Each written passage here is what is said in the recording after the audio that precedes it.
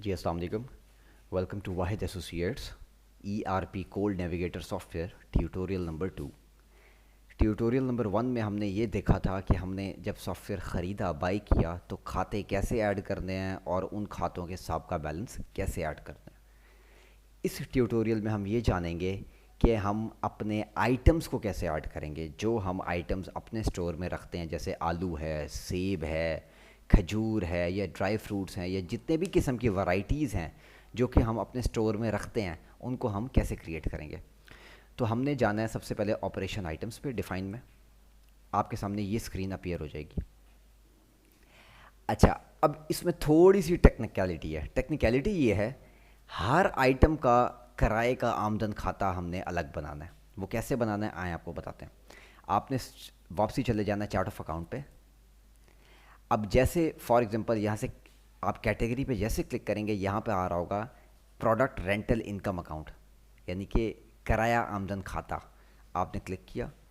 अब यहाँ पे आपने आइटम का नाम दे देना है, जिस भी आइटम का किराया आमदन खाता हम बना रहे हैं। जैसे हम कहते हैं मिसाल के तौर पे एप्पल गोल्डन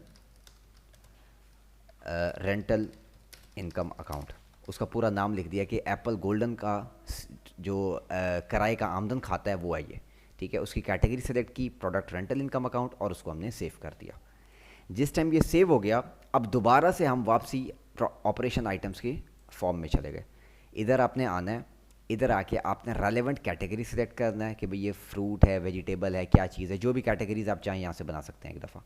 ठीक है, ये जस्ट डेमो के लिए बनी हुई है, समझाने के लिए। आपने कहा जी फ्रूट है, आइटम का वो कह रहा नाम क्या है, आपने कहा जी एप्पल गोल्डन।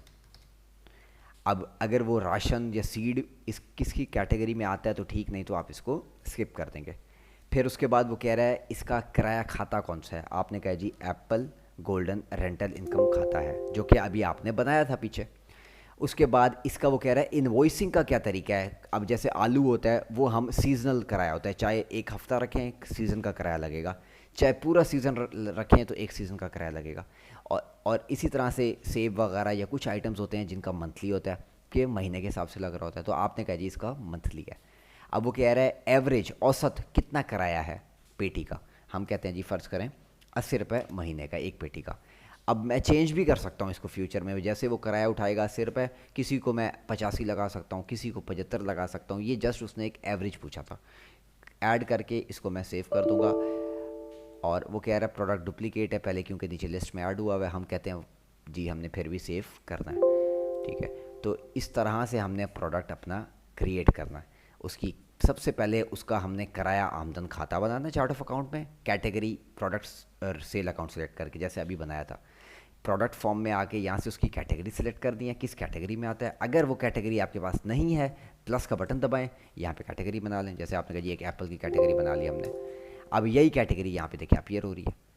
यहाँ पे ऐप प्रोडक्ट का नाम लिखें। अगर वो राशन या सीड में से कोई चीज़ है, जैसे आलू में राशन और सीड होता है, तो आप सेलेक्ट कर लें, नहीं तो इसको स्किप कर दें। यहाँ पे उसका रेंटल इनकम खाता ऐड करें, नाम वही जो आपने पीछे चार्ट ऑफ अकाउंट में बनाया था। उसके बाद यहाँ पे उसका किराया लिखें और उसका बिलिंग का तरीका लिखें कि इनवॉइसिंग बिलिंग उसकी माहाना है या सीजनल है। ठीक है, ये हमारे पास मैकेनिज़्म है कि हमने प्रोडक्ट आइटम इसमें सॉफ्टवेयर में कैसे ऐड करना है। ठीक है, इसी के साथ अल्लाह हाफिज़, अपना ख्याल रखें। फर्दर वीडियोस लाजमी देखिएगा ताकि आपको इस सॉफ्टवेयर की मुकम्मल समझ आ सके। थैंक यू, अल्लाह हाफिज़।